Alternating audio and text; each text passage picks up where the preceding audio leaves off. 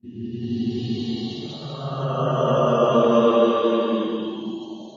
name is Sarah.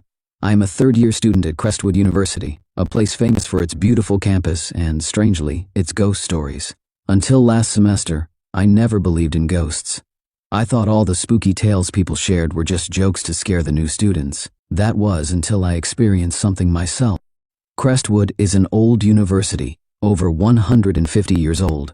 Some of the buildings look like they belong in a medieval castle, with tall towers, heavy wooden doors, and narrow hallways. One building in particular stands out, Blackwood Hall. This is where everything started. Blackwood Hall was the oldest building on campus. According to the stories, it used to be a dormitory for students in the early days of the university. One winter night over 100 years ago, a fire broke out in the building. The fire spread quickly, and many students didn't escape in time. The university repaired the building years later, but after the tragedy, it was no longer used as a dormitory. Instead, it became home to classrooms and storage rooms. People say strange things happen in Blackwood Hall. Professors have reported hearing footsteps when no one else was around. Students claim to see flickering lights or shadows moving in the corners of their eyes. The most chilling story, though, is about the woman in the window. They say late at night, if you walk by Blackwood Hall, you might see a pale woman standing in the top floor window, staring down at you.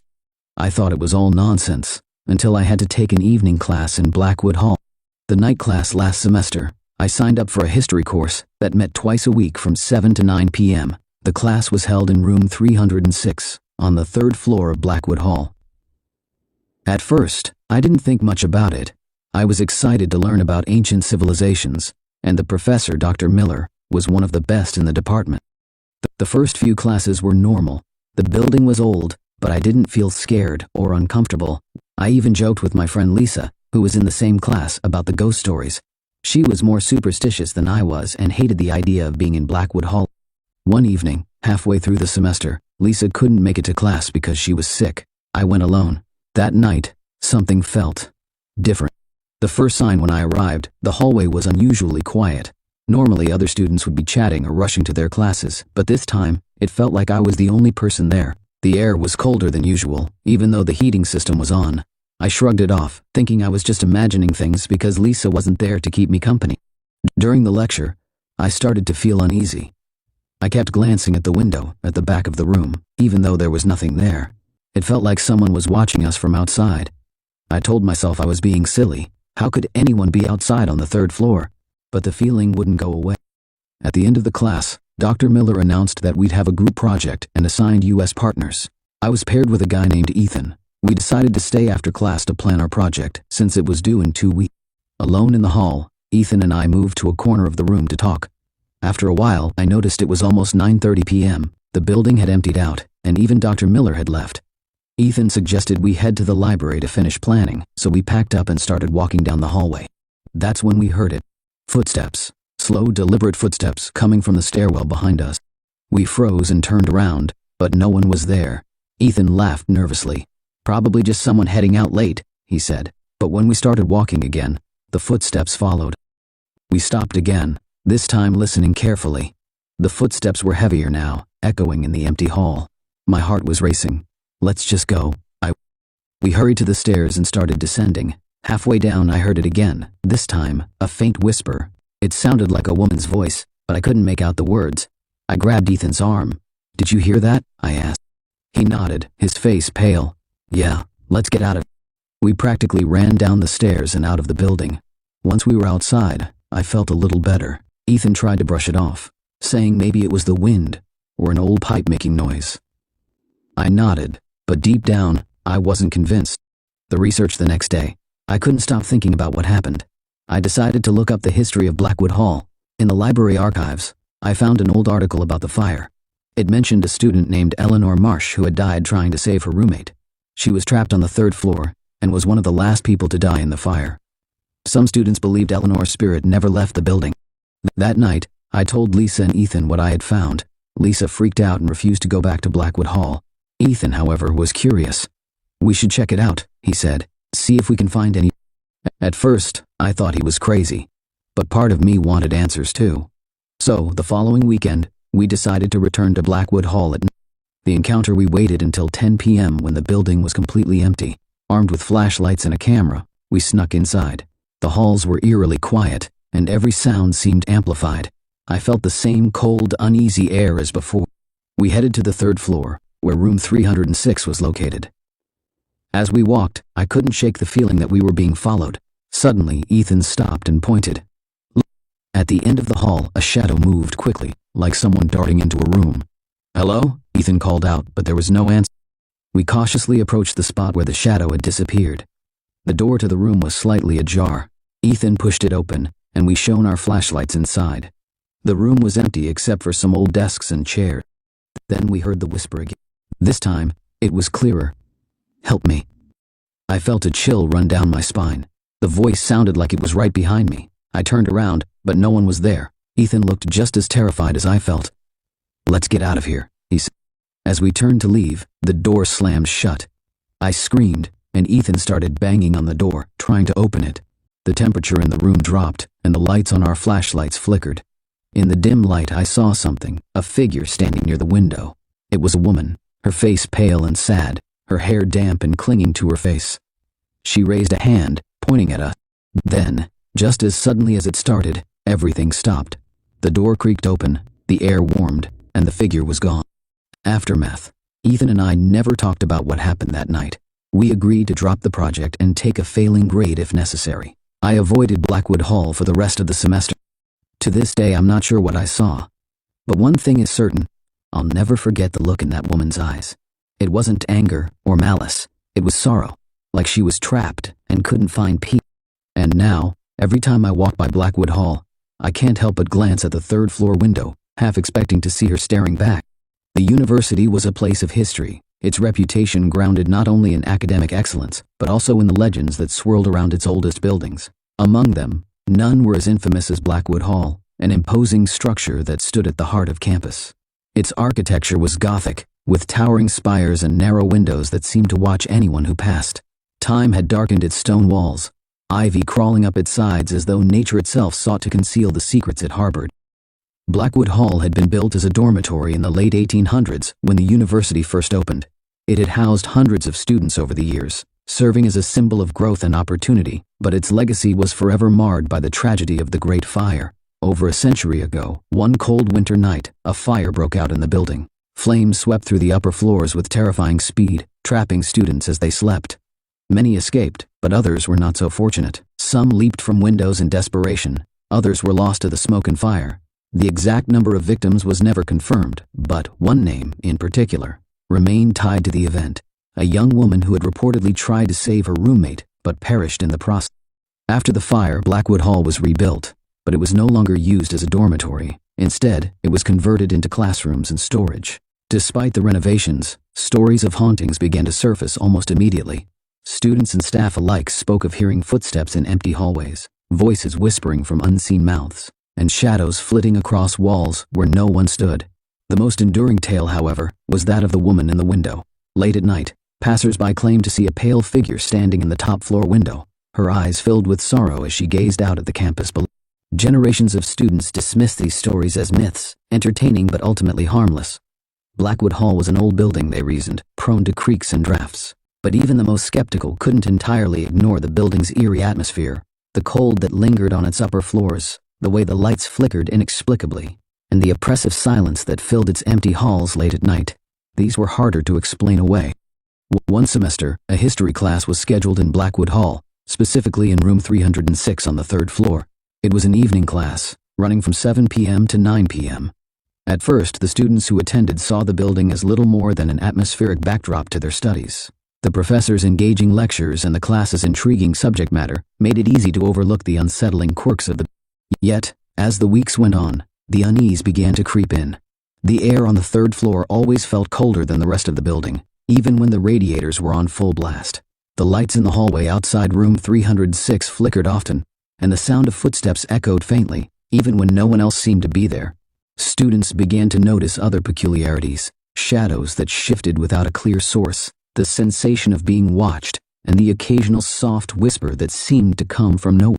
One evening, the class ended as usual, and the students began to file out of the room. The professor was one of the first to leave, heading downstairs with a quick nod. Most of the students followed suit, eager to escape the building's eerie atmosphere. However, 2 students stayed behind to finish discussing a group project. They decided to stay for just a few minutes longer, confident that they could shake off the unsettling feeling. As they worked, the building seemed to grow quieter. The usual ambient noises, the distant hum of campus activity, the creak of old pipes faded away, leaving an oppressive silence. Then came the footsteps. At first, they were faint, distant, and easy to dismiss as someone walking down the hall. But as the minutes passed, the sound grew louder and closer. The 2 exchanged uneasy glances, but neither wanted to admit they were frightened. Finally, one of them stood and opened the classroom door, peering into the hallway. It was empty. The footsteps had stopped. Shaking their head, they closed the door again and returned to their work, though the tension in the air had only grown thicker. Moments later, a soft whisper broke the silence. The sound was faint but unmistakable, a woman's voice calling out words too quiet to understand. The 2 froze, their hearts racing. The whisper came again, louder this time, and they could make out the words, "Help." One of them grabbed their bag, muttering that it was time to leave. The other quickly agreed. They hurriedly gathered their belongings and stepped out into the hallway. The air felt colder now, biting against their skin, and the flickering lights cast long, shifting shadows on the wall. As they walked toward the staircase, the sound of footsteps returned, louder and faster than before. It was as if someone, or something, was following them. Turning around, they saw nothing. But the footsteps didn't stop. They quickened their pace, practically running by the time they reached the ground floor. The moment they stepped outside, the footsteps ceased, and the oppressive weight that had hung over them lifted. The experience haunted them, but they couldn't resist the urge to learn more about the building's history. They spent hours in the library, poring over old newspapers and records. The stories of the fire confirmed what they already knew, but they also uncovered details about the victims. One account stood out, a young woman named Eleanor Marsh who had died on the 3rd floor while trying to save her roommate. Her body had never been recovered. Armed with this knowledge, they decided to return to Blackwood Hall late one night, determined to uncover the truth. They brought flashlights and a camera, their courage bolstered by curiosity. The building was dark and silent as they entered, the sound of their footsteps echoing ominous. Climbing the stairs to the 3rd floor, they felt the temperature drop with each step. The hallway stretched before them, shrouded in darkness, the faint hum of the flickering lights adding to the tension. They moved toward room 306, their flashlights cutting through the gloom. As they neared the door, they heard it again, the whisper. "Help me," the voice said, clearer this time. It seemed to come from inside the room. Pushing the door open, they stepped inside, the air growing even colder. The room was empty, but the whisper continued, louder and more urgent. Their flashlights flickered, and for a moment the room was plunged into. When the light returned, a figure stood near the window, a pale woman, her hair damp and clinging to her face. Her hollow eyes were filled with sorrow as she stared at them. Slowly, she raised a hand and pointed toward the. Before they could react, the door slammed shut behind them, and the temperature dropped further, their breath visible in the icy air. The whispers grew deafening, filling their ears with unintelligible words. Panicked, they rushed to the door, which creaked open as suddenly as it had closed. The whispers ceased, and when they turned back, the figure was gone. They fled the building and never returned. The memory of that night lingered with them, a chilling reminder of the past that refused to stay buried. Blackwood Hall remained a place of mystery and fear, its shadows hiding secrets no one dared to uncover fully. And still, late at night, some claimed to see a figure standing in the top floor window, her sorrowful gaze fixed on the world beyond. The university campus was a sprawling landscape of aged buildings and quiet winding pathways. Over the years, it had grown and modernized, but its heart remained in its older structures. Among them, Blackwood Hall stood as a relic of the past, shrouded in ivy and shadow. It was an imposing building, with its tall, narrow windows and steep slate roof. Its age showed in every crack and worn stone, and though it had been renovated countless times, it carried a haunting presence that even the newest coat of paint could not erase. The building had once been a dormitory, housing generations of students who came to the university seeking knowledge and opportunity. But over a century ago, during a cold winter night, tragedy struck. A fire broke out, consuming the upper floors of Blackwood Hall. The blaze was fierce and fast, fueled by the dry wood that made up much of the structure. Students trapped on the upper levels had no way to escape. The fire claimed many lives that night, their names forever etched in the university's history, or in some cases, lost to time. One victim story became a part of campus lore. A young woman had reportedly tried to save her roommate, refusing to leave until she was sure the other was safe. Both perished in the flames, their bodies never recovered. Over the years, Whispers began about her spirit lingering in the building, bound by the tragedy that had ended her life. After the fire, Blackwood Hall was repaired but never used as a dormitory again. It became a space for classrooms, offices, and storage. Despite the renovations, strange occurrences were frequently reported. Staff and students claimed to hear footsteps echoing through empty halls or soft whispers in the dead of night. Some spoke of fleeting shadows or lights that flickered without cause. The most persistent legend, however, was that of the woman in the window. It was said that if you passed by Blackwood Hall late at night, you might see her standing at one of the top-floor windows, gazing out into the darkness, her face pale and her expression sorrowful. One semester, a history course was scheduled in Blackwood Hall. The class met twice a week in room 306, located on the third floor. It was an evening class, starting at 7 p.m. and finishing at 9 p.m., and the building's eerie reputation made it a popular topic among the students. At first, the novelty of studying in such a legendary place overshadowed any feelings of fear. The professor was engaging, and the subject matter was fascinating, making it easy to focus on the course rather than the unsettling surroundings. But as the weeks went on, the building's oddities became harder to ignore. The third floor was always colder than the rest of the building, no matter how high the radiators were set. The lights in the hallway outside room 306 flickered almost constantly, casting strange, shifting shadows. Doors creaked open on their own, and faint footsteps echoed in the empty corridors. Some students swore they heard whispers coming from the walls themselves, though they never stayed long enough to investigate. One evening, the class ended as usual, and most of the students quickly packed up and left. The professor, who always seemed uneasy about staying in the building after dark, was among the first to leave. However, 2 students remained behind to work on a group project. They agreed to stay just a little longer, believing that their fears were nothing more than the influence of too many ghosts. As they worked, the building grew quieter. The faint sounds of footsteps and voices from elsewhere on campus faded, leaving an oppressive silence in their wake. Then came the footsteps. At first, they were faint, distant, and easy to dismiss, but as the minutes passed, they grew louder and closer, as though someone was walking purposefully toward them. The sound stopped just outside the classroom door. One of the students, trying to appear brave, got up and opened the door. The hallway was empty. The flickering lights cast long shadows, but there was no sign of anyone. They returned to their seat, brushing off the incident as nerve. Then, the whispering began. It was faint at first, like a breath of wind, but it grew louder. The words were indistinct, but it was unmistakably a woman's voice. Both students froze, exchanging nervous glances. The whispers seemed to be coming from inside the room, though they were alone. The air grew colder, and the lights dimmed. A loud crash echoed from somewhere upstairs, breaking the spell. Without a word, they gathered their things and bolted from the building, their footsteps echoing down the empty hallways. When they stepped outside, the cold night air felt almost warm compared to the chill they had just experienced. The incident left them shaken, but their curiosity got the better of them. The next day, they visited the campus library to learn more about Blackwood Hall's history. They found old newspaper articles about the fire, detailing the tragedy and its victims. One article mentioned a young woman who had been trapped on the third floor. Witnesses claimed she had been seen trying to help others escape before the flames engulfed her. Her name had been lost to time, but her actions were remembered as both heroic and determined to uncover the truth. The students decided to return to Blackwood Hall late one night. Armed with flashlights, they entered the building just before midnight. The halls were dark and silent, the atmosphere heavy with an unshakable sense of foreboding. As they climbed the stairs to the third floor, the temperature dropped sharply. Their breaths became visible in the cold air. The hallway stretched before them, shrouded in shadow. They walked slowly, their flashlights illuminating the flickering lights above. When they reached room 306, the door was ajar. Steeling themselves, they pushed it open and stepped inside. The room was empty, its corners lost in darkness.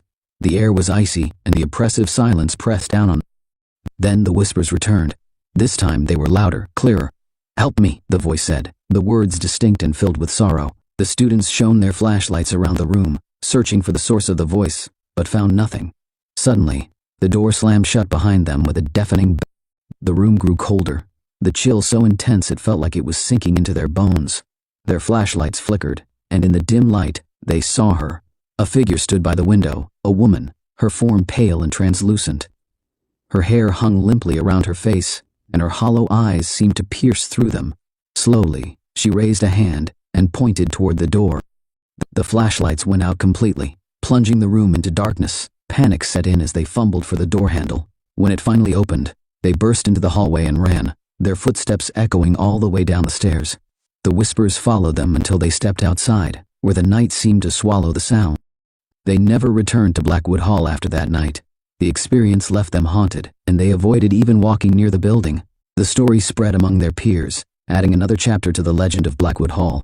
And still, late at night, some say that if you pass by the building and look up at the third floor, you might see a figure standing in the window, her sorrowful gaze fixed on the world outside, waiting for someone to hear her cries for